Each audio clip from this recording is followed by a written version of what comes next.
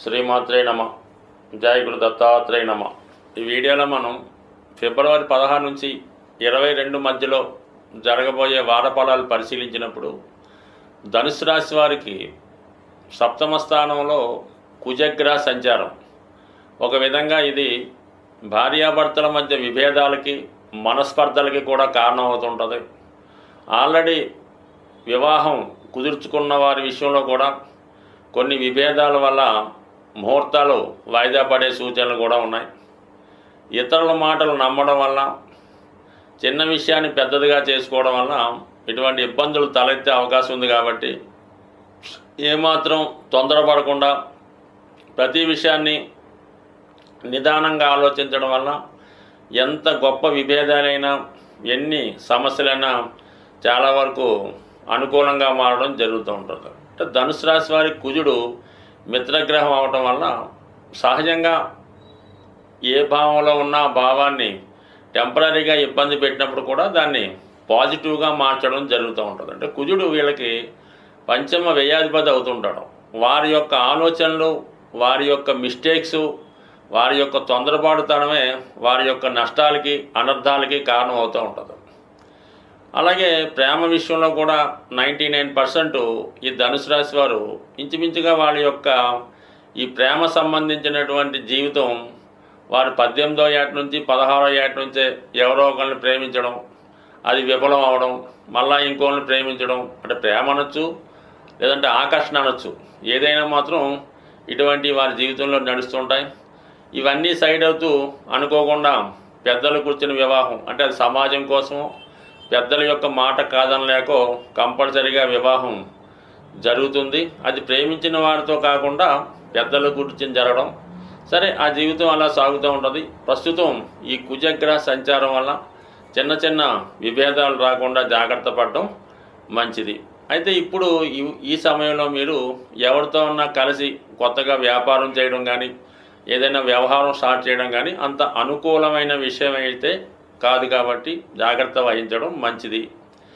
అలాగే ఈ సమయంలో మీకు కొంత ధనం మీకు వచ్చే అవకాశం ఉంది. అది భూముల వల్ల అయితేనే, స్థిరాస్తుల వల్ల అయితేనే, వృత్తి వ్యాపారాల వల్ల కూడా కావచ్చు, లేదంటే మీ పార్ట్నర్స్ విడిపోవడం వల్ల మీకు రాహుల్ వాటా మీకు ఇచ్చిన వల్ల కూడా అనూహ్యంగా కొంత ధనం మీకు ఈ సమయంలో రావడం జరుగుతూ ఉంటుంది. అంటే మీరు కూడా ఈ సమయంలో ఏదైనా మీ యొక్క వృత్తిలో మార్పు కొరకు కొన్ని ప్రయత్నాలు చేస్తూ ఉంటారు. ఆ ప్రయత్నం కూడా చాలా వరకు నెరవేరే అవకాశం ఉంది. ఇప్పుడు ఏమవుతుందంటే మీరు చాలా వరకు ధన సంపాదన ధ్యేయంగా కాకుండా కేవలం మీ యొక్క ఇష్టానికి, మీ యొక్క హాబీకి, మీ మనసులో ఉన్నటువంటి విషయాలకు అనుగుణంగా చేయడం జరుగుతూ ఉంటుంది. దశమంలో ఉన్నటువంటి కేతువు లాభాపేక్ష లేకుండా నిస్వార్థంగా సేవ చేద్దామనే ఉద్దేశం కలుగుతూ ఉంటుంది. అలాగే గురువు కూడా 6వ స్థానంలోకి రావడం వల్ల చాలా మంచి సర్వీసు ఎదుటి వాళ్ళకి అందించాలి, అందులో ధర్మబద్ధంగా ఉండాలి, ప్రస్తుతం ఉన్న సమాజాన్ని మార్చాలి అన్న ప్రయత్నంలో ఈ గురుకేతువులు ఈ వృత్తి స్థానాల్ని యాక్టివేట్ చేయడం వల్ల చాలా వరకు మీరు వృత్తిలో చాలా మార్పు చెందుతూ మీ యొక్క వృత్తిని మారుస్తారు. తదనుగుణంగా సమాజాన్ని కూడా మార్చే ప్రయత్నం చేయడం జరుగుతూ ఉంటుంది. దానికి అనుగుణంగానే మరి ప్రస్తుతం భాగ్య రాజ్యాధిపతులైనటువంటి ఈ బుధ రవి గ్రహాలు రెండు కలిసి 3వ స్థానంలో శని భగవానుడితో కలియడం జరుగుతూ ఉంటుంది. దీన్ని బట్టి కూడా వృత్తిరీత్యా ఎక్కువగా ప్రయాణాలు చేస్తారు. వృత్తిలో మార్పు కొరకు చేసే ప్రయత్నం ఫలిస్తుంది. ప్రభుత్వ ఉద్యోగులకు కూడా తప్పనిసరిగా కొన్ని మార్పులు తప్పనిసరి. మీరు చేసే ప్రయత్నానికి అటు ప్రభుత్వ సహకారం కానీ, అధికారుల సహకారం కానీ కంపల్సరీగా ఉంటుంది. బట్ ఏదైనా మీరు ఏ ప్రయత్నం చేయాలన్నా, వృత్తిలో మార్చాలన్నా, కొత్తగా మీ లైఫ్ మార్చాలన్నా, కొత్త ఉద్యోగంలో చేరాలన్నా కేవలం మీ యొక్క అవకాశం ఈ ఫిబ్రవరి, మార్చి నెలాఖరుకు మాత్రమే ఉంటుంది. మార్చి 29 తర్వాత అర్ధాష్టమ శనిలోకి వెళ్ళబోతున్నటువంటి శని భగవానుడు చతుర్థంలో ప్రవేశిస్తే మాత్రం మీరు వృత్తిపరంగా పెద్దగా ఏమీ మార్పు చేయలేరు. అనుకున్న దానికి సహకారం లభించడు. కాబట్టి ఏదైనా ఈలోగానే మీరు ఏ కార్యక్రమం చేపట్టాలన్నా దానికోసం ప్రయత్నం చేయండి, విజయం సాధిస్తారు. చాలా వరకు ఉన్నదాంతోనే సరిపెట్టుకోవాలి తప్ప ఏమాత్రం అప్పు తెచ్చినా, అదనంగా ధనం వేస్ట్ చేసినా దాని నుంచి బయటపడడం కూడా కష్టమని గమనించండి. స్వస్తి. సాధారణంగా గ్రహస్థితి మనకి అనుకూలించినప్పుడు గ్రహాల స్థితి బాగలేకుండా ఇబ్బందులు పడుతున్నప్పుడు ఏ ఒక్క గ్రహం గురించో మనకి ఈ ఇబ్బందులు వస్తున్నాయి అనుకోకుండా సుమారుగా అన్ని గ్రహాల ప్రభావం నుంచి బయటపడడానికి సాధారణంగా కొన్ని మంచి కార్యక్రమాలు చేయడానికి మన పెద్దవాళ్ళు నిర్ణయించడం జరుగుతూ ఉంటుందన్నమాట. కామన్గా ఏమవుతారంటే ఇది ఏలినాటి శని జరుగుతుంది, కేవలం ఆ శివాలయంలో నవగ్రహాల దగ్గరికి వెళ్ళడం, ఆ శని భగవానుడి ఏదో కొద్దిగా అభిషేకం ఏదో చేసి రావడం జరుగుతుంటుంది.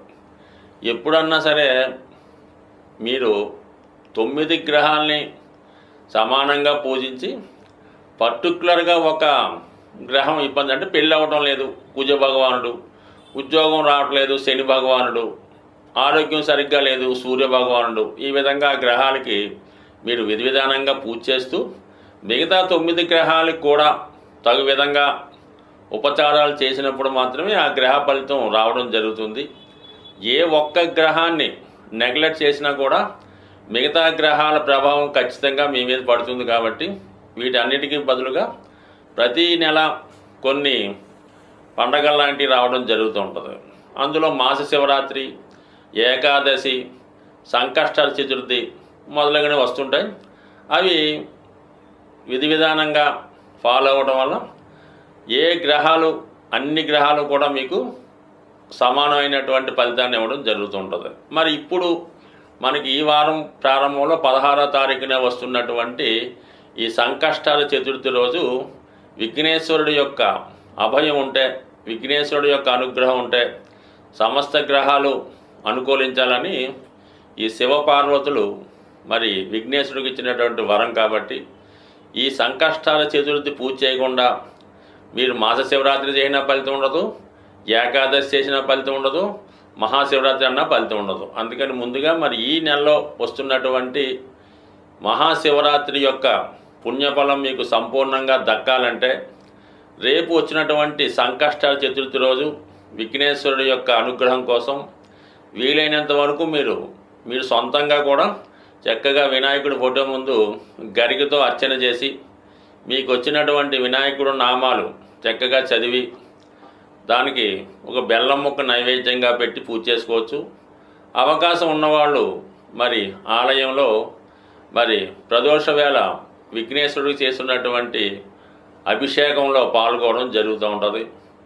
ఎవరైతే సౌభాగ్యం కోసం ప్రయత్నం చేస్తున్నారో, పెళ్లి కోసం ప్రయత్నం చేస్తున్నారో వాళ్ళు మరి స్వామివారికి గంధం నీళ్ళతో కానీ పశువు నీళ్ళతో కానీ అభిషేకం చేయడం వల్ల, మరి ధనం కోసం ప్రయత్నం చేస్తున్నవారు చెరుకు రసంతో కానీ పాలతో కానీ తేనెతో కానీ అభిషేకం చేయడం వల్ల, మరి ముఖ్యంగా ఆరోగ్యం కోసం చేస్తున్నవారు ఇప్పుడు వస్తున్నటువంటి నలుపు రంగు ద్రాక్ష పళ్ళు రసంగా చేసి వాటిని అభిషేకంగా చేయడం వల్ల కానీ, ఏదైనా ప్రతి అభిషేకానికి ఒక ప్రత్యేకమైన ఫలితం ఉంటుంది.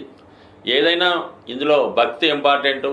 చక్కగా మరి సంకష్టాల చతుర్థి రోజు సాయంకాలం పూట అభిషేకంలో పాల్గొని చక్కగా స్వామివారిని ఆశీర్వచనాలు పొంది ఇంచుమించుగా రోజంతా కూడా చాలా నియమంగా ఉండడం వల్ల మరి యొక్క ఆయన అనుగ్రహం ఖచ్చితంగా పొందుతారు. దీని తర్వాత వచ్చే మహాశివరాత్రి రోజు మీరు ఏదైనా ఒక టెంపుల్లో ఎక్కడన్నా సరే ఒక శివలింగాన్ని దర్శించుకొని ఆ స్వామికి విధి విధానంగా అభిషేకం చేసుకోవడం వల్ల దర్శనం మాత్రం చేత కేవలం చిన్న నామంతో సంతృప్తి చెందినటువంటి గొప్ప దైవం మరి రెండు కూడా ఈ నెలలో మీకు ఈ గ్రహ దోషాల నుంచి బయటపడడానికి ఉపయోగపడుతున్నాయి. కాబట్టి చేసుకున్న వాళ్ళకి చేసుకున్నంత ఏదైనా భక్తి శ్రద్ధ ఇంపార్టెంటు. బట్ ఏదైనా చక్కగా దైవానుగ్రహం పొందాలంటే ఈ మాఘమాసం మించింది లేదు, అందులో మహాశివరాత్రి మించింది లేదు. అందుకే జన్మానికి ఒక శివరాత్రి అంటే ఏంటి అర్థం, మన జన్మలో ఒక్క శివరాత్రిలో